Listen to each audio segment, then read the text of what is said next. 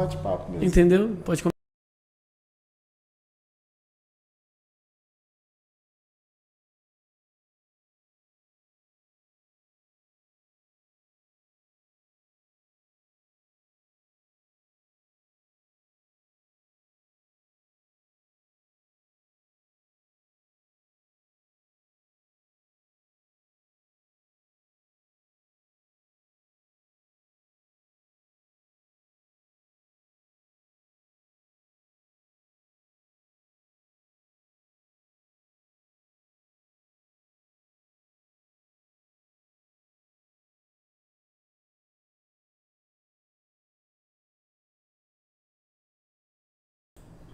Cara, não sei não.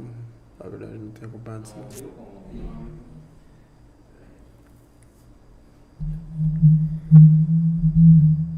Prova dia 25. Segunda-feira que vem. Então vou ficar então. Mas eu já reprovei já. Já tomei 2 faltas.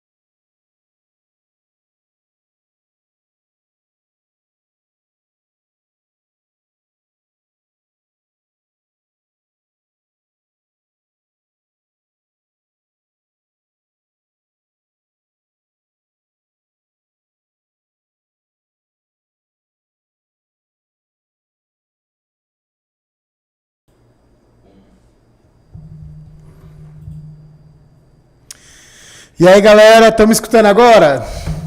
Graça e paz, boa tarde, tudo bem? Como que vocês estão? Estou muito feliz aqui em mais um episódio do Igol Podcast, que é um podcast aqui dos jovens da Igreja Nasci Pra Deus. E antes de qualquer coisa, quero te convidar aqui, ó, você acessar esse link aqui, ó, do meu ladinho aqui, que você vai estar acessando aqui o link do Instagram do Jovens, o Igol. E hoje eu estou muito feliz, estou recebendo aqui um amigo, um homem de Deus, que tem uma consideração enorme, líder dos jovens, ali da Nascer Pra Deus Pimentas, David. É isso aí, galera. Graças e paz, muito boa tarde a todos vocês. Para mim é um privilégio estar aqui nessa mesa, com o Samuca, com toda a galera aqui. É um privilégio estar aqui. E eu sei que Deus tem muita coisa para falar com a gente essa tarde aqui. Amém. Fica à vontade aí, galera. Glória a Deus. Meu amigo, antes de qualquer coisa, eu gostaria que você se apresentasse um pouco, falasse um pouco de você, ali do trabalho que você está fazendo ali no Jovens do Pimentas. Bom, sou filho de Deus, graças a Deus, graças ao amor do Pai, que na sua infinita graça e misericórdia me resgatou, né, das trevas para o reino da luz. Sou pai de uma menina linda, sou esposo de uma mulher maravilhosa, lidero a juventude mais extraordinária lá no Pimentas. Creio que Deus está levantando um avivamento, está levantando gente com responsabilidade para fazer algo diferente naquele bairro lá, né? Não vim de berço evangélico, não sou filho de pastor, não nasci na igreja, não cresci na igreja, né? Me converti aos 26 anos de idade, de uma forma meio inesperada, no momento que eu estava mais tranquilo na minha vida, sabe?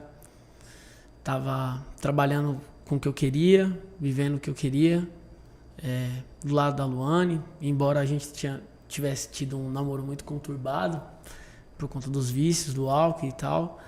Mas eu tava vivendo uma fase legal. Quando de repente eu tive um encontro com Deus através de uma música que tava no pendrive da Luane. Tive um encontro com Jesus e depois daquele dia ele me marcou. Me senti mancando como Jacó, no Vale de Jaboque. E depois daquele tempo o Espírito Santo começou a trabalhar de uma forma muito peculiar comigo. O álcool começou a não fazer mais sentido. A maconha não fazia mais sentido. Muita coisa não fazia mais sentido. E eu comecei a perceber alguns amigos que eu tinha que começaram a se converter nesse meio termo. E isso começou a chamar minha atenção, até que um dia a gente estava passando... A gente mora no bairro dos Pimentas, próximo Marcos Freire, e meus pais moram no Ponte Alta. Quando um determinado dia a gente passava na frente da igreja, da Nasce Pra Deus Pimentas, e a Luane falava, nossa, que igreja legal, mano. Às vezes tu fica apagado na hora do louvor. E ela sempre dizia, eu quero vir nessa igreja um dia. E um dia a gente tava indo num churrasco, mano, né? Nas casas dos meus pais, e quando de repente ela falou, vou ficar aqui. Falei, pronto, você já vai começar com esse papo de novo, mano, de ser crente. Sabe que isso daí não dá certo, né? Ela, não, vou ficar aqui, pode me deixar aqui. Ela saiu com o cabelo fedendo a churrasco, sentou lá no fundo da igreja. Te amo, meu amor. E naquele momento ela se encontrou ali. Aí chegou em casa, disse pra mim que a gente deveria voltar lá. E passado alguns dias, sei lá, semanas, eu resolvi acompanhar ela.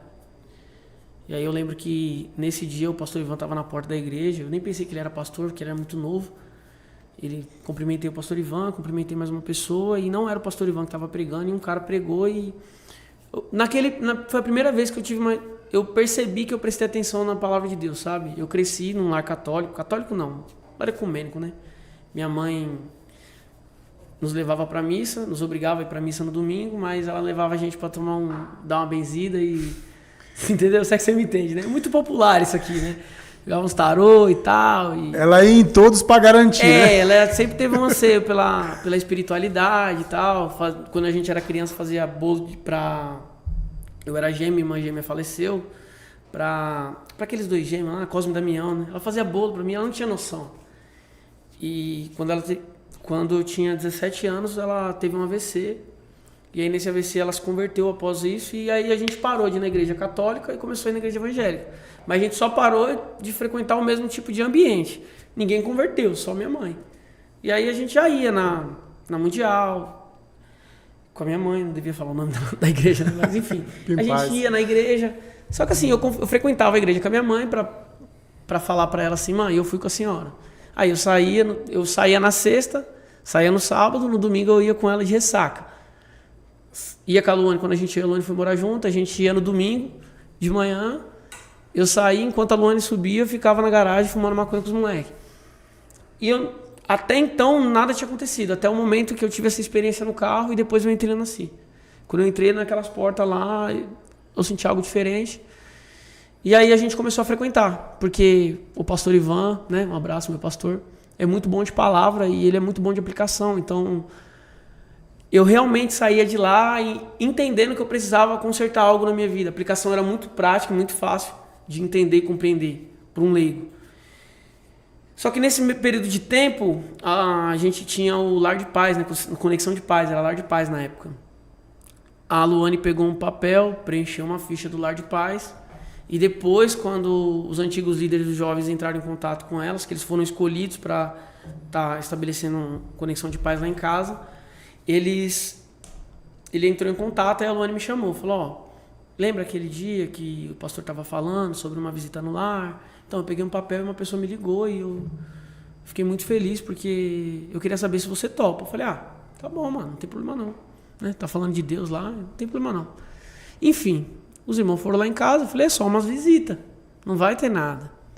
Primeiro dia, meu amigo, já começou a entregar a palavra de conhecimento para eles, mano. Começou a falar da vida de um, da vida do outro. Eu comecei a olhar aquilo, comecei a ficar impressionado. Eles muito jovens e muito, muito bíblicos, assim, e usados pelo Espírito Santo. E ali Deus começou a trabalhar no meu coração, cara. Começou acho que eu comecei a tomar umas marteladas ali no coração de pedra. E a gente não era casado, a gente morava junto, a gente tinha esse problema, a gente vivia em pecado. Nesse período de 8 semanas eu aceitei a Cristo A gente marcou o nosso casamento e a gente continuamos a prosseguir, né? Fizemos curso de noivos.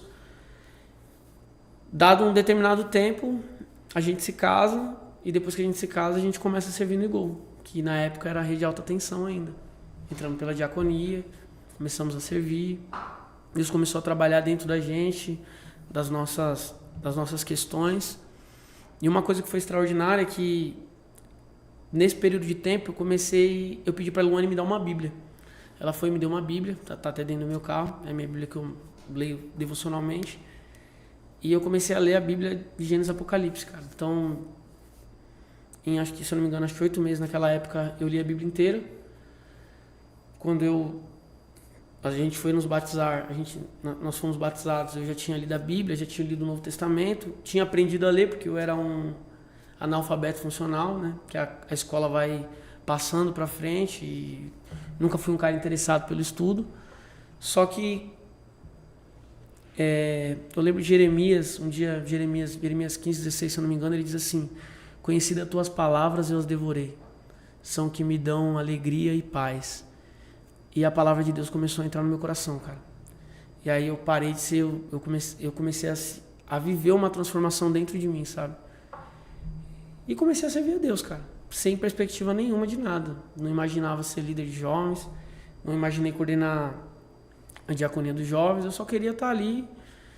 Me sentia devedor com o mundo, como o apóstolo Paulo fala em Romanos 1, né? Que ele era devedor dos gentios e dos judeus para com Cristo, né? Todo aquele que é encontrado por Deus, todo aquele que tem a vida alcançada pelo Evangelho de Cristo, ele começa a não ter mais uma dívida para com o céu, mas uma dívida para com a humanidade. Que a humanidade tem um encontro com o mesmo Cristo, com o mesmo Deus que um dia o salvou. Não, glória a Deus. E, meu amigo, deixa eu te perguntar. Uma coisa que eu admiro muito em você, isso eu acho sensacional. Quando você ministra, você consegue falar na linguagem que o jovem absorve. E eu sei que isso vem muito da sua naturalidade, porque você é um cara jovem, né, gente? Mas a minha pergunta em específico eu sei que você não nasceu em berço evangélico, você não veio de filho de pastor, mas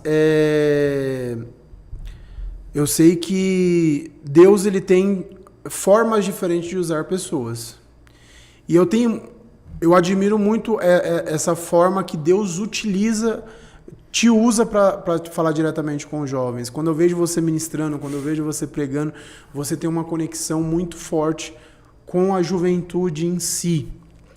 E dentro disso, você hoje enxerga nesta geração, nesse tempo a qual estamos vivendo, que tem sido mais difícil a gente atingir essa linguagem, se comunicar com a juventude de hoje, porque hoje nós temos os desafios das faixas etárias, de diversas visões dentro do campo dos jovens. Então, cara, hoje você tem jovem de tudo que você imagina. Tem o jovem que quer ser cachorro, tem a sexualidade aflorada, tem isso, tem aquilo, e a gente tem um desafio aí de conseguir englobar todo mundo. E como que você tem visto isso, cara?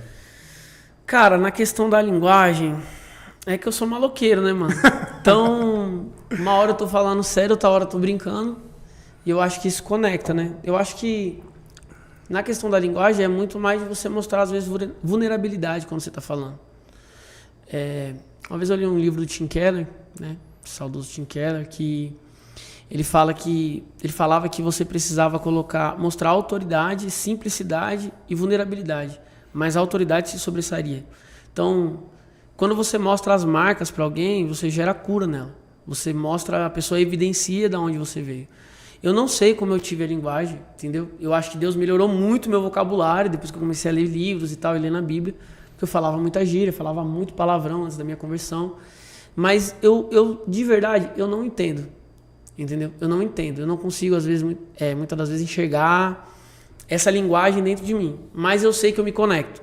Não sei como, cara. Não sei se é na hora que eu solto uma piada, que eu falo uma gíria, que eu solto uma pérola, uma palhaçada, e o cara se conecta. E eu acho, cara, que tem uma frase de um teólogo que ele diz assim, que o pregador ele tem que conhecer 4 coisas. Primeiro, ele tem que conhecer o seu Deus, na totalidade da intimidade com Deus. Ele tem que conhecer a tua Bíblia de forma plena e de forma incomum com as outras pessoas. Ele tem que conhecer o seu tempo e o seu público. Então, quando a gente começa a entender quem é Deus, é como quando Jesus pergunta para os seus discípulos: quem as pessoas dizem que eu sou? Ah, você é João Batista, o Senhor é Elias, o Senhor era o último, um profeta. Aí ele pergunta: quem vocês dizem que eu sou? Quem vocês dizem que eu sou? E aí Pedro, né, através de uma revelação do Espírito, através de uma revelação do Pai, diz: o Senhor é o Cristo, o Filho do Deus vivo. E Jesus fala: então, Pedro, não foi carne nem sangue que te revelou, mas foi o Pai. A partir de hoje tu és Cefas, e sobre esta rocha edificarei a minha igreja. Tu é um fragmento de pedra, e sobre esta rocha. A partir do momento que a gente entende quem Deus é, quem Jesus é, na plenitude de quem Ele é de verdade, a gente começa a entender quem nós somos.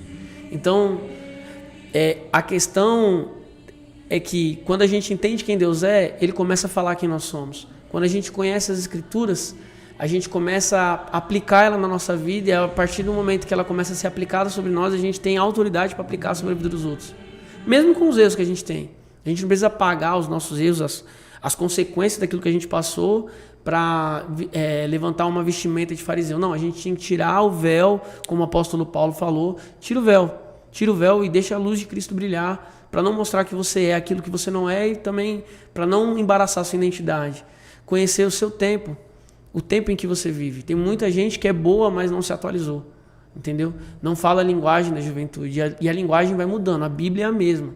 Tem várias linguagens diferentes, né, para alcançar certo tipo de público, né? Não adianta eu ser arcaico ou ler às vezes a tradução da Bíblia que eu não entendo, só para estar dentro de um padrão, de um sofisma ali. Mas na verdade, se eu conhecer o público que eu vou falar, eu tenho autoridade para falar com eles. Eu estava lendo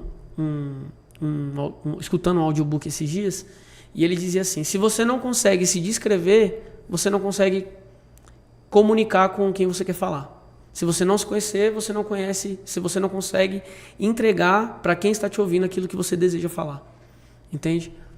E eu acho que pregação é isso, cara. É conexão, é mostrar vulnerabilidade. As pessoas olham a gente às vezes de cima do púlpito e não pensam que a gente não sangra, que a gente não erra, que a gente não tem os nossos dilemas, que é tudo muito simples, né? Às vezes a pessoa pode ver 40 minutos de pregação e não imagina que o cara às vezes passa 8 horas preparando a mensagem, 12 horas, dias preparando a mensagem. Ou tem mensagens que às vezes você demora anos para pregar. Uma vez eu preguei no Igol e aquela mensagem eu estava mastigando ela desde o começo do ano. Foi a mensagem do ano para mim, entendeu? Foi aquela que eu fui ruminando até verbalizar aquela mensagem, até Deus me permitir comunicar ela. Entendeu? Eu acho que comunicação é isso, cara. É ser simples, não ser quem você não é. As pessoas gostam de pessoas autênticas, né? Perfeito, meu amigo, perfeito. E é até muito forte isso que você está falando em relação a comunicar com a geração, né? Nós temos visto que muitas igrejas têm se desconectado com a geração atual. Muitas igrejas não têm se atualizado, e quando fala de atualizar, não tem nada a ver com atualizar a Bíblia. A Bíblia é mais atualizada que o jornal de amanhã. Certo. Mas sim atualizar a linguagem que é tratada com o jovem. Então, acho que, se não me engano, tem até um livro do pastor J.B. Carvalho, que ele fala em relação a essa comunicação geracional. E principalmente aquele que trabalha com jovem, com adolescente, se não entende a linguagem que vai atingir aquele público, é a mesma coisa de eu estar pregando em português para um público em inglês. As pessoas vão ver a gente gesticulando, as pessoas vão ver a gente falando, mas não vai entender daquilo que a gente está passando. E eu vejo isso muito no Evangelho de Jesus, né? Jesus utilizava as parábolas, que era algo totalmente novo para aquela época, que não era utilizadas naquele tempo, para as pessoas conseguir compreender algo que Jesus estava trazendo totalmente novo, que era o Evangelho. Também. E quem não se atualiza nos tempos de hoje, ele acaba se desconectando dessa geração, que é uma geração que, vamos dizer assim, as coisas se atualizam muito rápido. Se você for ver, cara, o celular é um exemplo claro disso. Todo ano, esse ano saiu 2 atualizações, né? Acho que foi ano passado saiu 2 atualizações. Então a gente acaba se desconectando da geração. E com isso, a gente tem visto que cada vez mais tem sido um desafio em trazer essa visão de santidade e levar o jovem mais próximo de Cristo. É verdade. E eu queria conversar um pouco com você em relação a isso, cara. Como que a gente faz, como que você tem feito até mesmo ali no Pimentas com os jovens, para mais um conselho aí dentro disso que a gente está falando, de o jovem conseguir se manter em santidade, o jovem conseguir vencer a carne nos tempos de hoje? Cara, é complicado, porque assim, o mundo, eu já vou entrar num tema aqui, né? O mundo prega a pornografia de forma muito clara, entendeu? Então, o jovem hoje, a criança hoje em dia, ela é erotizada desde a infância, né? Com outdoor, com as propagandas de televisão, a sexualidade, a pornografia está na música, está em todos os lugares. Então, é muito difícil a pessoa não ter sido erotizada muito cedo, né? E a gente fala sobre santidade, né? Santidade não é só isso, mas eu acho que isso é o tema que mais pega o jovem, né? O jovem é muito afoito para isso, né? O jovem pensa que vai casar para poder fazer aquilo, né? E acaba que, né, não é bem daquele jeito. Mas enfim. É o que menos faz. É o que menos faz, né? Entende? Mas só que assim, com o passar do tempo, a igreja mudou a linguagem, né? A igreja mudou a linguagem, mudou às vezes a vestimenta, mudou a roupa. Só que os atributos e os pilares da Bíblia e da santidade não mudaram, né? Então, cada um quer procurar para si aquilo que interessa. É como uma pizza, né? Cada um pega o seu pedaço ali que interessa, quando na verdade Deus exige da gente santidade. Sede santos porque eu sou santo. Esse atributo não parou. Cara, eu acho que assim, daquilo que a gente prega semanalmente, a gente precisa estar constantemente falando para eles sobre o assunto. Eu não abro mão de falar, cara. Tem gente que acha que a gente deveria estar trabalhando mais numa área sobre amor. Ah, fala do amor. Cara, mas amor sem juízo é ódio, mano. Deus é santo, Ele é justo, e ao mesmo tempo que Ele condena a imoralidade, Ele condena o pecado. E eu tenho tratado muito esse assunto na mesa, cara. Eu tenho tratado na mesa, eu tenho tratado em ministrações. Eu sou rasgado, mano. Eu não tenho muito pudor para falar, entendeu?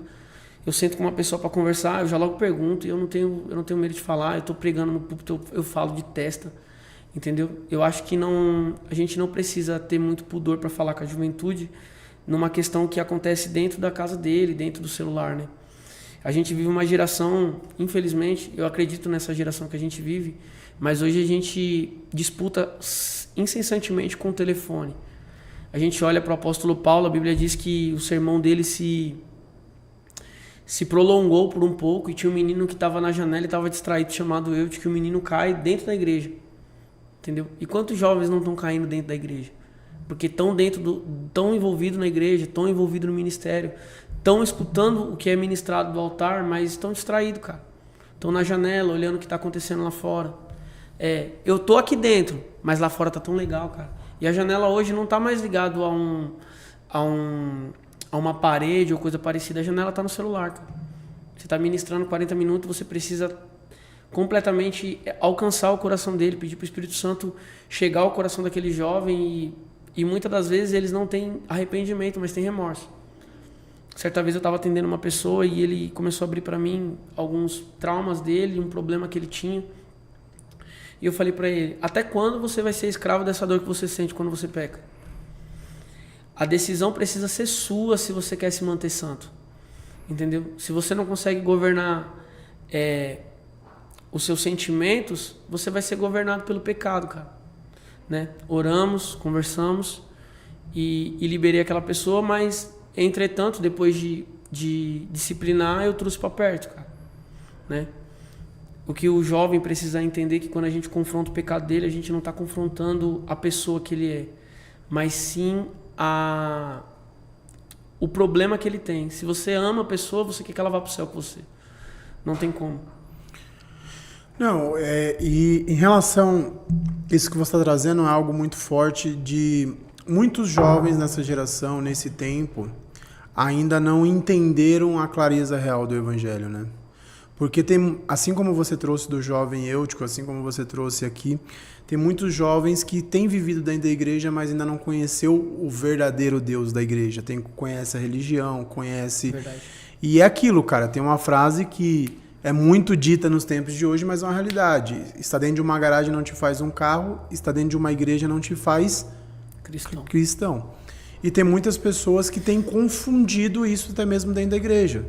Tem confundido se vestir como crente, falar como crente, que realmente ele teve um encontro com Deus. E tem muitas pessoas que ainda não teve esse encontro com Deus. Nós vivemos uma das gerações mais precoces de todos os tempos. Se você parar e pensar, há 30, 40 anos atrás, um jovem para se tornar gestor, uma pessoa para se tornar gestora, normalmente ele se tornar depois dos 40 anos de idade. Hoje, cada vez mais você vê gestores jovens, né? Gestores jovens, cara de 25 anos, cara de 23 anos, já assumindo áreas responsáveis, influencers, que hoje influencia uma grande geração, e isso tem trazido emancipação. Um adiantamento de fases. Pessoas cada vez mais imaturas cuidando de outras pessoas. E sabemos que tem muitas pessoas jovens muito maduras. Só que o que me traz preocupação dentro desse contexto todo é que também em outras áreas tem se pulado etapas, tem, vamos dizer assim, pulado fases. Então, cada vez mais nós vemos a escola ensinando sexualidade para uma criança de 12 anos e achando que isso não vai impactar lá no futuro dessa criança. Você falou uma situação, hoje eu fui na casa da minha mãe e pedi pro meu sobrinho para olhar o caderno dele. E, por incrível que pareça, eu pagiando as páginas, eu falei, cara, por que você está aprendendo sobre humanismo na escola? Né? Uma pauta completamente antibíblica, né? Então, você olha que o Estado hoje quer trazer as crianças para um período integral, né? Porque às vezes os pais negligenciam e só querem chegar em casa e que as crianças já estejam cansadas, mas na verdade quem está discipulando eles é o Estado, né? Cara, santidade é uma questão de mentalidade, né? Quando Deus entregou as vestes sacerdotais para Arão, estava escrito no capacete, santidade ao Senhor. Quando Paulo, em Efésios, descreve a armadura de Deus, ele fala que era o capacete da salvação. Entende? No Velho Testamento é um tipo e um antítipo, né? No Velho Testamento, santidade era uma questão de mentalidade. No Novo Testamento, santidade, a mentalidade de salvação também está completamente aqui. Hoje, o jovem ele precisa realmente receber uma mentalidade de santidade, cara. Gente, dá para ser legal sem ser profano. Dá para ser legal e ser santo. O problema é que muitas das vezes a nossa geração quer ser legal demais, ser aceito demais. Nós herdamos um sentimento de rejeição de Adão. Quando o homem peca, Deus expulsa o homem do jardim, por um cuidado. Só que dentro disso o homem herdou dentro de si um sentimento de rejeição. Então, se eu estou num lugar, ou não me visto, ou não me adequo com aquele lugar, eu não sou legal. Entendeu? Eu não quero ser o cafona, não quero ser aquela pessoa que não está dentro dos padrões que é regido neste lugar. Eu já fui assim, mano. Entendeu? É como eu disse, eu não nasci num ambiente cristão. Eu me adequei ao padrão do meu convívio. Qual que era o meu padrão? O padrão que a gente vivia.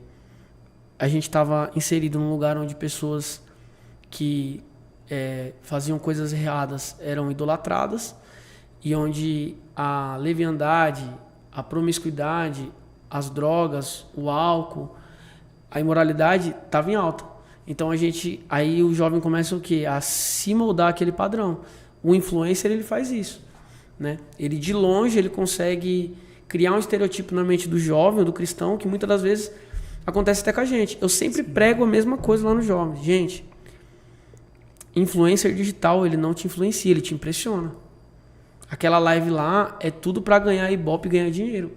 Quem precisa ser o ponto de referência na tua vida é primeiro teu pai, se ele tiver uma vida cristocêntrica. Se ele não for, pelo menos pelo fato dele ser seu pai, ele tem que ser sua referência em algo. Alguns foram feridos na paternidade. Mas o teu pastor precisa ser tua referência. O teu pastor local. Não tem que ser o pastor de longe. O pastor da internet que você não conhece a vida e você não sabe quem é. E segundo, quem anda perto de você. Se as suas referências estão longe, você está longe de se tornar quem você é. Quem Deus deseja te colocar, ou Deus deseja que você seja. Não, isso é verdade. Isso é verdade. E quando a gente fala de geração e essa questão de pular etapas e ser precoce e tal, e eu não vejo isso como algo ruim. Mas sabe uma coisa, Deide, que eu vejo nesse tempo? Que cada vez mais os jovens têm pulado etapas na vida. A etapa... Hoje você vê adolescente querendo discutir sobre namoro. Uhum. Só que não é o tempo dele discutir sobre namoro. O jovem já está discutindo coisas que tipo assim, tá no tempo do namoro, ele já está vivendo uma vida de casado. E com isso, a gente tem visto a identidade de Cristo se perdendo cada vez mais na juventude. Então, você vê cada vez mais essa visão de Cristo, de inocência, sendo tirado cada vez mais cedo em relação a isso. É verdade. Cara, quando eu me converti, uma das coisas que eu achei que mais me chamou a atenção foi quando eu comecei a frequentar a rede e eu via a pureza. Entendeu? Não que hoje não existe pureza. Existe. Mas para quem vem do convívio do mundo e quem estiver assistindo veio desse convívio, é um convívio completamente de maldade. E dentro do ambiente da igreja é um convívio puro. E isso me chamou a atenção. O problema é que, por conta da aceleração do tempo, o cara não quer viver a estação que ele tem. É como você disse, o adolescente ele quer ser jovem, o jovem ele quer ser adulto, o jovem... Cara, de verdade, se você não pode orar com a pessoa 3 meses, 1 mês, 2 meses, 3 meses, dependendo da situação, da história desse casal, se ele não pode orar... Por que ele vai pular a etapa e vai se relacionar? Eu estava vindo no carro e conversando com Deus e eu pensei algo. Às vezes o cara se relaciona com uma menina só para criar uma marca dentro dele, dentro dela. Se o jovem soubesse a gravidade do pecado sexual, ele se guardava, mano. E o quanto isso vai atrapalhar ele futuramente na vida dele. Se ele soubesse que o sexo ele é completamente espiritual, cara. Entendeu? Ele é uma troca de sangue. E ele é completamente espiritual, ele se guardaria, cara. Ele se guardaria de forma muito plena e de forma muito, muito, muito santa e justa, cara. Entendeu? Porque quando a gente olha ali, vamos ver na Bíblia. Deus estabeleceu um tempo para o povo sair do Egito, certo? Deus falou para Abraão. Quando Moisés nasceu, Moisés foi escondido, depois Moisés cresceu no palácio e um dia ele sai para dar um rolê na terra e um egípcio está maltratando um hebreu. Ele olha, vê que ninguém está olhando, mata o egípcio e depois ele desce outra vez à terra de Gozém e vê 2 irmãos israelitas ali brigando. Ele tenta apartar a briga, uma vez que ele tinha um amor por aquela nação, sabendo que ele era de lá, e o cara fala, cara, você matou um egípcio, vai querer matar eu também? Ele estava vestido de egípcio. Você matou o cara, você vai matar eu também? Ou seja, se aquilo que você faz aonde ninguém está vendo não pode ser falado publicamente, não faça. Se aquilo que você está fazendo no secreto não pode ser falado publicamente, se a foto que você tem no Instagram não pode passar no telão da igreja, não poste. Não pode ter 2 guarda-roupas. Não pode, não tem a roupa de culto e a roupa para sair no sábado com o povo. Não tem essa ideia. Então, olha o que aconteceu. Ele foi, de lá ele sai corrido, vai para Midian, né, para terra de Midian, né? Fica ali cuidando das ovelhas de Jetro, até que um dia Deus encontra ele e comissiona ele para voltar para o Egito para libertar o povo. Só que até lá tinha 430 anos e Deus deu um prazo de 400 anos. Deus erra no tempo? O problema foi que um homem se antecipou na fase que ele estava vivendo. E toda vez que a gente se antecipa em algo que Deus ainda não estabeleceu para o nosso tempo, a gente prejudica quem está um dia sobre nós, sobre a nossa responsabilidade, ou toda uma geração por conta dessa antecipação. Deus tem um tempo certo para fazer todas as coisas. Eclesiastes 3 fala isso. Só que às vezes o jovem se antecipa. Então, o jovem, ele namora, ele quer ter vida de casado. Não, cara, não tem problema, a gente vai casar, a gente transa. Não dá nada, eu vou casar com você. Aí quando vai pro curso de noivos dá ruim, separa, são duas pessoas marcadas emocionalmente, espiritualmente, é um passado construído ali e várias feridas para ser tratado posteriormente. Por quê? Porque o cara não esperou o período de oração. Entendeu? O período que ele precisava, até mesmo no trabalho. O cara começa a trabalhar, no meu contexto era assim, o cara começava a trabalhar e ele já abandonava a escola. Não vou mais estudar, porque agora é do meu trampo, me sustento, não sei o quê. E quando ia projetado para um... Porque o começo de todos é semelhante, né? Só que lá na frente fazia falta, algo que ele tinha que ter aprendido lá onde? Lá no passado. Mas sabe, isso que você está trazendo, cara, é muito legal, porque hoje aqui, para quem faz parte aqui da Nascer para Deus sede aqui no Macedo, hoje a gente tem o pessoal do Plus, que é acima de 30 anos, muitos que foram divorciados, que tenham filhos, ou até mesmo viúvos. E uma coisa que nem ontem, se eu não me engano, acho que foi ontem, a Jurema estava explicando para uma moça do Plus como que funcionava a questão do tempo de oração, e uma coisa que tem... quando a gente fala de pular etapas e tal, a gente vê muitas pessoas que pularam etapas no tempo atrás e acabou, vamos dizer assim, se frustrando dentro de um relacionamento, o relacionamento não deu certo, e hoje, novamente, querem começar o relacionamento de forma errada. Quer começar a pular etapas novamente, por isso que a gente traz a importância de esperar o tempo certo, conhecer, saber se aquela pessoa tem a mesma visão de futuro, a mesma visão de propósito. Isso. Aqui nem agora, a gente está fazendo um curso de namorados. Top. Um curso e é algo muito bom, porque muitas pessoas têm aquela mentalidade de dizer, cara, eu já sei tudo.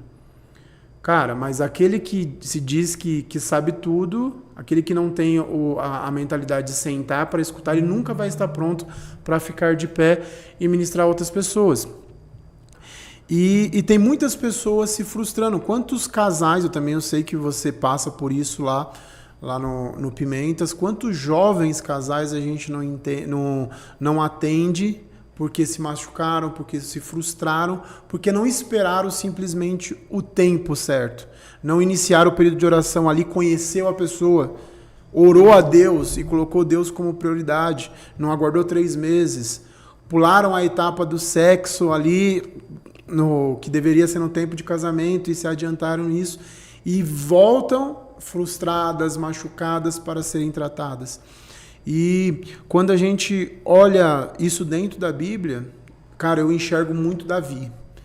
Porque muitas vezes a gente vem do mundo, a gente vem machucado do mundo, Deus nos sara, nos trata, e quando nós estamos bem aqui dentro da igreja, assim como Davi, no tempo que ele estava sossegado, estava de boa, aparece a oportunidade para ele na varanda lá. A oportunidade do pecado chega. E é bem aquilo, cara. Todas as vezes que a gente fizer vista grossa pro pecado, porque é uma coisa que a gente sabe, cara, o hormônio não se converte. Toda vez que a gente vai dar oportunidade pro pecado, a gente vai se ferir e voltar lá atrás. E olha as consequências da vida de Davi, que não só foi por Davi, para a família inteira dele. E o que é interessante é que você trazendo a história de Davi, eu me lembro que um dia eu tava em um resort, tava viajando com a minha família, com a minha esposa e minha filha. E eu fui subindo um tobogã, assim. A gente tava em Caldas Novas e eu fui subindo. Cara, uma escadaria, assim. Cheguei lá em cima. Eu tava bem fortinho, né? Tava com 10 quilos a mais naquele tempo. Falei, caraca, mano, é alto aqui, hein? Aí o monitor disse assim pra mim, rapidinho você chega lá embaixo. Aí eu, miserável, cara. Rapidinho. Você não sabe o que você tá falando. Aí eu... peguei aquele embalo, mano, eu sou um cara de radical, desci, aquela coisa toda. Quando eu saí da piscina, o Espírito Santo falou pra mim assim, é desse jeito que o pecado faz quando você tá caminhando em degraus de fé. Por quê? Tem muita gente que sobe muito alto, cara. E quando ela tá muito alto por conta de um deslize, ela cai lá embaixo. Ela vai parar onde ela nunca devia mais estar. No caso de Davi, você falou algo que, cara, era tempo... Ele estava vivendo a melhor estação da vida dele, com um reinado estabelecido, com um exército estabelecido que podia fazer o que ele podia, mas era tempo de guerra. Era tempo de de tá na rua. Era tempo dele, não era tempo dele descansar, né? E isso entra num lance de uma mensagem que eu preguei uma vez lá no Pimentas, que era sem distrações. Porque a distração sempre nos leva para um lugar para um lugar de descaso e um lugar de queda. Por quê? Davi estava se distraindo na varanda. E quando ele olhou e viu aquela mulher tomando banho, provavelmente na casa dela, na janela, eu acredito que o terraço do palácio era muito mais alto do que o maior sobrado de Jerusalém. Ou seja, onde ele olhou determinou o lugar que ele foi. E a gente precisa tomar cuidado com as nossas vistas, né? Porque a nossa visão é como uma esponja, a gente vai absorvendo tudo aquilo que a gente olha. Então, primeiro a gente olha, depois a gente deseja, depois a gente cai, né? No momento que era para ele estar lutando lá fora, ele perdeu uma briga dentro. E tem muita gente que está negligenciando isso. Tá pensando que está no tempo de descansar quando deveria estar no tempo de batalhar e se guardar. E por essa conduta, ele cai. O problema que a gente tem que entender, a problemática é a seguinte: o pecado ele gera consequência. Deus perdoou o pecado, mas não arranca a consequência. Deus perdoou o pecado. Ele perdoou o pecado de Davi, mas ele não arrancou de Davi a consequência que ele tinha. E você percebe que Davi foi muito mais impetuoso quando descobriu que o pecado era de outro do que quando o pecado quando ele foi descoberto pelo pecado dele. E é por isso que Jesus diz, né? Chamou os fariseus de hipócritas, né? Vocês querem tirar o cisco do olho do teu irmão quando tem uma trave no teu olho. Ou seja, quando a gente não tem uma visão clara sobre o pecado e o que o pecado causa na vida da pessoa, a gente quer oprimir aquela pessoa, né? Quando na verdade a gente tem que ser, primeiro tira a trave do nosso olho, tira o cisco de forma muito carinhosa, traz aquela pessoa para perto, mas explica, irmão, isso vai gerar consequência. O pecado ele é um boleto para ser pago lá na frente de uma forma muito cara. E ele só é cobrado no momento que você não tem como pagar. Sempre vai vir, mano, esse boleto. E o jovem ele precisa aprender isso, porque quando a gente é jovem a gente acredita que esse tempo do vigor, esse tempo de as coisas darem certo muito rápido. Às vezes o jovem entra no mercado de trabalho, ele vai crescendo nos relacionamentos. A gente pensa que a gente não vai ter um amanhã e um dia ruim. E o pecado ele sempre vai bater na porta, cara. O pecado não, a consequência do pecado, que é muito pior do que o pecado, né? Não, sabe uma coisa que é forte? Até falei esses tempos atrás para um jovem, cara, que normalmente a exposição do pecado sempre vai vir no momento de maior destaque. É sobre isso. Porque eu olho muito para Davi, cara. Davi ele teve muitas oportunidades de retratar aquela situação toda, colocar a casa em ordem, vamos dizer assim. Não que as consequências não viriam de qualquer forma. Claro. E, cara, quantos jovens estão deixando de viver o sobrenatural de Deus pelo medo de chegar, ou até mesmo a consciência cauterizada de chegar, cara, eu preciso confessar um pecado, eu preciso resolver minha vida. E normalmente quando chega aquele tempo de crescimento, aquele tempo de avançar, aquele tempo de potencializar o chamado de Deus, aquele pecado segura a pessoa. E para. E dentro disso, cara, é algo que eu até dou um conselho para você, jovem, cara. Se tem algo que você precisa resolver, se tem algo que você precisa colocar em dia, se resolva, cara. Porque Deus ele é um Deus perdoador. Então, no momento que a gente se arrepende, nossos pecados são perdoados ali. Mas a gente precisa andar segundo a vontade de Deus e o querer de Deus. E tem muitas pessoas que não têm deixado de viver o sobrenatural de Deus pelo medo de se expor, pelo medo de procurar uma liderança e falar, cara, eu preciso voltar a caminhar. Cara, que nesses tempos atrás eu atendi um jovem e isso foi muito forte. E ele falou para mim, Samuel, já fazia 1 ano que eu estava numa situação de pecado e, cara, e toda vez que a palavra falava comigo e aquilo me corroía por dentro, eu começava a chorar e tal. E isso é muito forte, porque é o Espírito Santo nos chamando para voltar para Ele, cara, para se reconciliar com Ele. E a gente precisa cada vez mais estar próximo, porque muitas vezes a gente está preocupado com o cargo, preocupado com as situações, mas a gente não está preocupado com o mais importante que é a nossa vida com Deus. A gente às vezes fica muito preocupado com a validação E a questão de estar sendo usado. Uma certa vez uma pessoa disse pra mim, cara, eu não sei como é que Deus continua me usando nesse jeito. Irmão, a autoridade não é a mesma coisa de legitimidade, né? Deus usou uma mula, cara. Não vai usar você? Mas o problema que a gente percebe é o seguinte, olha só. Quando o povo de Israel entrou em Jericó, Deus falou, cara, não pega os despojos. Acã vai, pega os despojos, pega uma capa babilônica, pega mais algumas coisas e esconde na tenda. Deus começa a ferir toda a nação por conta daquele pecado e certa feita Deus levantou e criou um censo. Primeiro, para que Acã se arrependesse do pecado dele. Então, primeiro ele mostrou tribo, depois clã e até que chegou na família de Acã, dando a Acã a oportunidade de se arrepender. Quando a gente confessa para Deus, a gente recebe perdão. Quando a gente confessa para o próximo, a gente recebe cura. A gente olha para Sansão. Deus errou com Sansão? Deus não errou, cara. Deus desejou Sansão. Ele foi um cara narizeu, um cara que era para ser o cara mais extraordinário do Velho Testamento, era Sansão. Só que ele tinha um problema na onde? Na área da imoralidade. Ele tinha um problema na área da sexualidade. Ele não era curado nisso. E ele foi governado pelo quê? Pelo coração. A Bíblia diz que enganoso é o coração do homem. Provérbios 4:23 diz, acima de todas as coisas guarda o teu coração, pois dele procede o rumo da tua vida. Mateus 6:21 diz, aonde está o teu coração, ali está o teu tesouro.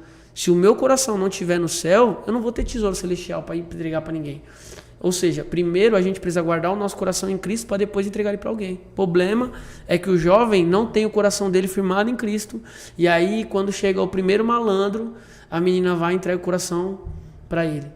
Só que esse cara não tem o coração em Cristo também. E aí não vai dar certo. Cara, Sansão foi o exemplo prático daquilo que eu estou falando. Primeiro ele se envolveu com mulheres que ele não devia, ele saiu com uma prostituta, ele tomou vinho, ele matou um jumento, ele matou um leão, despedaçou no meio e depois ele voltou pelo caminho. Ou seja, tem gente que até vence certas coisas, mas depois fica voltando pelo mesmo caminho. Quando chegou no caminho, ele viu que tinha mel.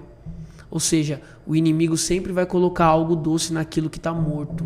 Sempre vai colocar algo doce para você tocar naquilo que está impuro. Ele já tinha vencido, ele caiu na onde ele já tinha vencido. Aí o que ele fez? Ele tocou no que era impuro para ter acesso ao que era doce. Entende isso, jovem? E depois, sabe o que ele fez? Ele levou para casa. Sabe por quê? Porque quando a gente está cauterizado, a gente fala para todo mundo provar do mesmo que a gente está provando. Cara, você não tá entendendo, Deus é bom, Deus me usa ainda, dá pra mentir pra mim, dá pra mentir pra você, mas pro céu não dá pra mentir. Até o momento em que ele encontrou uma mulher que começou a furtar o coração dele.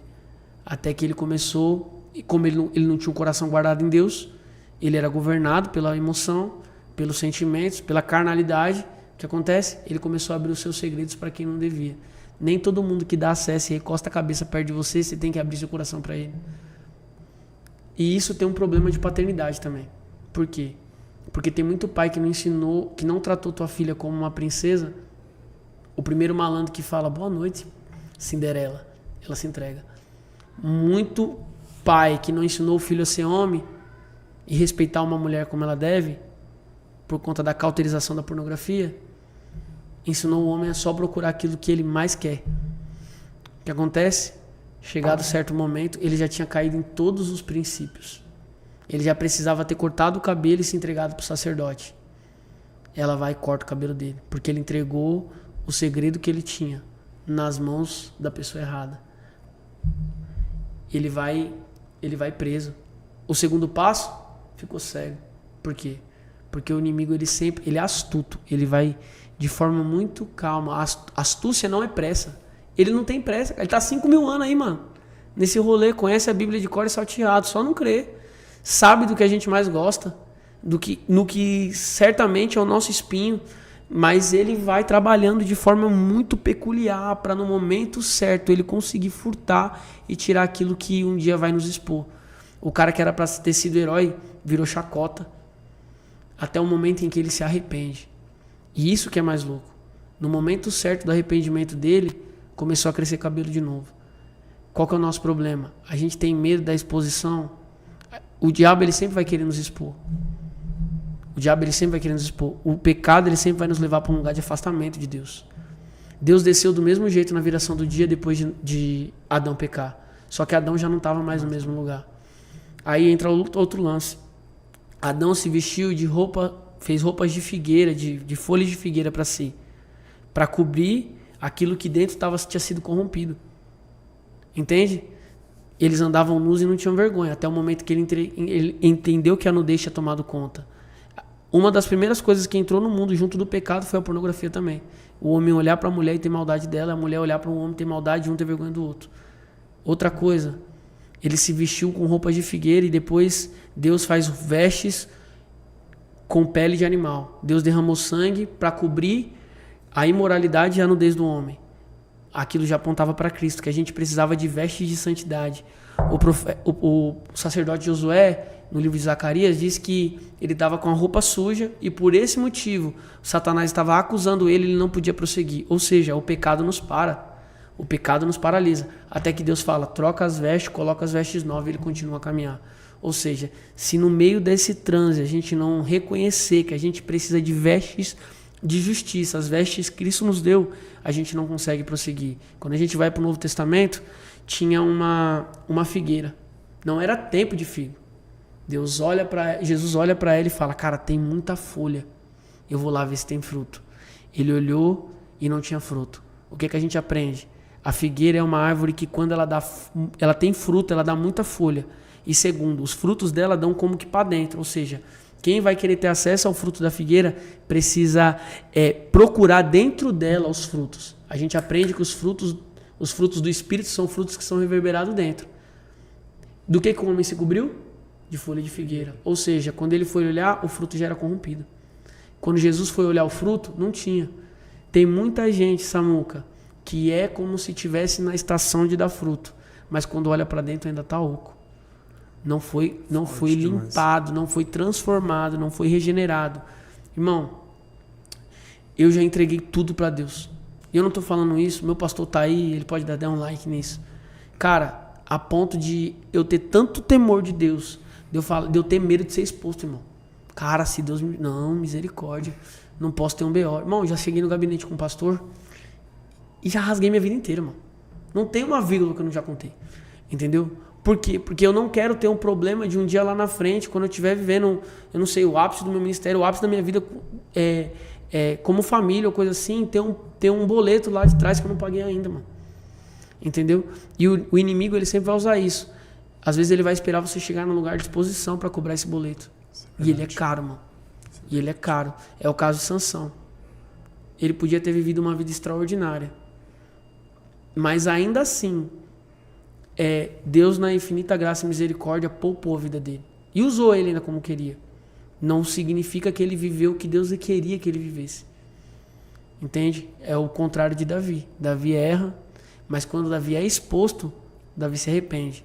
Saul não quis perder a coroa. Davi, no Salmo 51, falou, leva a coroa, leva o trono, leva tudo, mas restaura dentro de mim a alegria da tua salvação. Entra outra questão. Tem muito jovem que não entendeu ainda o precioso tesouro que é a salvação. Se não fosse por isso, Jesus não tinha falado em uma parábola. O reino de Deus é semelhante a um homem que, ao encontrar um tesouro, vende tudo que tem, compra aquela terra e nele ele se deposita nela. Existe um lugar que a gente precisa encontrar em Deus e acreditar que ele é o tesouro, cara. É o lugar da presença, da intimidade.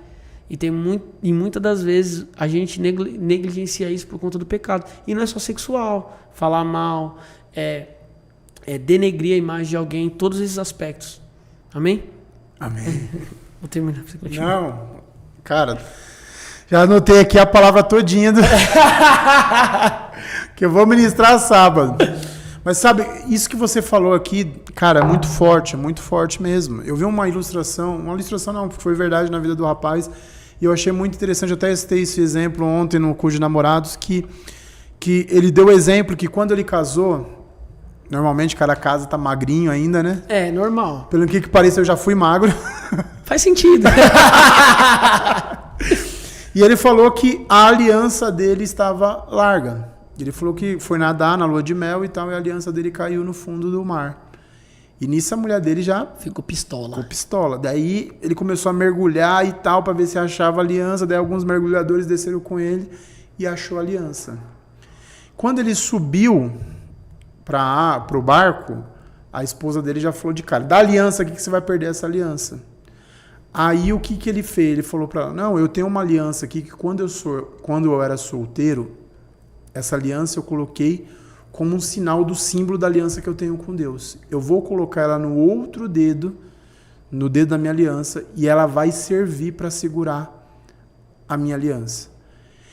Uau! Isso eu achei muito forte, porque quando nós temos uma aliança com Deus, ela segura qualquer aliança aqui na Terra. Meu Deus. O grande problema de muitas vezes da nossa geração é não ter uma aliança com Deus e querer segurar alianças aqui na Terra. Cara, mulher, você está procurando um homem fiel? Procure um homem que tem aliança com Deus. Uau. Porque se ele tiver aliança com Deus, ele vai ser fiel a você. Você, homem, que está procurando uma mulher de Deus, procure uma mulher que tem aliança com Deus. Porque se ela tiver aliança com Deus, ela vai ser fiel a você. Sócio, você que está procurando um sócio, procure um homem de Deus. Porque se ele for fiel a Deus, ele nunca vai ser infiel a você nos seus negócios. E o grande problema é o seguinte: nós estamos colocando aparência acima de aliança, estamos colocando jeito de falar acima de aliança, estamos colocando exposição pública acima de aliança, sendo que o prioritário deveria ser a nossa aliança com Deus. É verdade. Pode falar. Não, só implementando, porque você fala uma coisa que eu sempre falo. O primeiro pilar que a pessoa precisa encontrar em uma pessoa para se relacionar é primeiro se ela tem aliança com Deus que ela tem. Entendeu? Porque, cara, luz e trevas não tem como. Entendeu? E é impressionante, assim, do fundo do meu coração, que é sempre assim, ó, o cara é novo convertido, ele veio para a igreja, aparece uma menina do mundo para ele se relacionar. A menina é nova convertida, ela batizou, do nada aparece um filisteu, assim, pra me falar um palavrão gospel, não, mas ele me ama. Cara, teve um lance que a pessoa tinha terminado, a pessoa se firmou com Cristo. Irmão, o brother começou a ler Bíblia. E não sei o que. Só foi voltar. Cadê a Bíblia? Cadê os dois? Nada. Entendeu? Porque a pessoa, mano, ela vai usar de alguma forma para poder conquistar. Isso que você falou eu achei interessante, porque a aliança dele com Deus segurou a aliança dele com um relacionamento. E eu acredito nisso, que a Bíblia fala que o casamento é semelhante a um cordão de 3 dobras, né? O relacionamento é um cordão de 3 dobras. Um é a pessoa, o outro... 2 dobras são o casal, e a terceira dobra é o casamento. Mas eu diria que no namoro, as 2 dobras são cada uma pessoa querendo se unir futuramente. A terceira dobra, que é a primeira, é Cristo. Cristo tem que estar no meio, irmão. Se a menina não for apaixonada por Jesus, cara, ela não precisa se apaixonar por você. Se o cara não for apaixonado por Jesus, ele não tem atributos para namorar com uma menina que quer seguir. E terceiro, né? Alinhar propósito. O cara quer ir pra África, a menina quer ir pra Dubai, mano. Entendeu? Às vezes o cara quer ser só uma pessoa de chão de firma e a menina quer voar ou vice-versa. Aí só olha a aparência vai embora, né? Uns começam com cabelo, no final já não tem mais. Outros começam, a menina às vezes é magrinha, tem um corpinho violão, daqui a pouco, né? Vira um bujão. O menino é a mesma coisa, entendeu? Isso aqui é passageiro, cara. Estereotipo é passageiro. Você vê até as roupas, vem, vão, muda, entendeu? Só que o que vai prevalecer é a essência da pessoa e a aliança que ela vai firmar com a pessoa, mano. Entendeu? É escolher a pessoa certa, cara. É não se antecipar. Ah, eu tô sozinho. Cara, continua sozinho. Quando o jovem aprender a ser pleno sozinho, ele pode ser pleno com alguém, ele pode se relacionar com alguém. Quando ele aprender que solitude faz bem, você precisa estar sozinho e estar pleno, você tem as características de alguém que pode se relacionar com alguém. Top, sensacional. O papo tá maravilhoso, tá muito bom, mas nosso tempo já está acabando. Meu amigo, eu gostaria que você deixasse um conselho para os jovens antes da gente encerrar. Meu Deus. Jovem, você é forte porque a palavra permanece em você. O salmista diz: pode um jovem se permanecer puro? Sim, se a palavra permanecer nele. Guarda a palavra de Deus no teu coração. Deus colocou características, princípios, propósito para você. Existem pessoas que vocês vão alcançar se você estiver dentro dos preceitos e de tudo aquilo que Deus estabeleceu para você viver. Viva a vida de forma intencional. Viva de propósito, cara. Se relaciona com pessoas que vão te levar para um caminho mais perto do Senhor. Se assente nas mesas que Deus prepara para você, mas em todo o tempo. Não negocie com o mundo, não negocie com princípios. Dá para ser cristão, para ser legal e ser uma pessoa bem-sucedida, se você tiver relacionamento com aquele que te criou. Quando você conhecer o teu Criador de forma plena, nenhum relacionamento aqui terreno vai destruir o que você recebeu do alto, porque a cruz, ela é vertical e horizontal. É do céu para a terra e de você para o irmão. Tem uma mensagem que você tem para essa geração, que Deus vai fazer através de você, com o que você tem na mão. Você não precisa daquilo que você não carrega, não. Amém? Deus abençoe em nome de Jesus. Glória a Deus, meu amigo, muito obrigado por atender nosso convite. E vamos ter a parte 2 agora. Aleluia, eu creio. Amém? Obrigado. Já está escalado para ministrar aqui no Macedo. E você, jovem, que acompanhou aqui com a gente, todo sábado, tanto no Pimentas quanto aqui no Macedo, nós temos o encontro aqui dos jovens We Go. Aqui no Macedo, nós temos aqui todo sábado o encontro do Send, começa às 19h30. 2 vezes por mês nós temos o encontro do Plus. O Send é de 18 a 29 anos de idade. Do Plus, de 30 mais divorciados ou que tenham filhos. E também nós temos o encontro do Love 1 vez por mês, todo primeiro sábado do mês, beleza? E segue a gente aqui no Instagram e beijo no seu coração. Foi um prazer estar com você aqui e até o próximo episódio.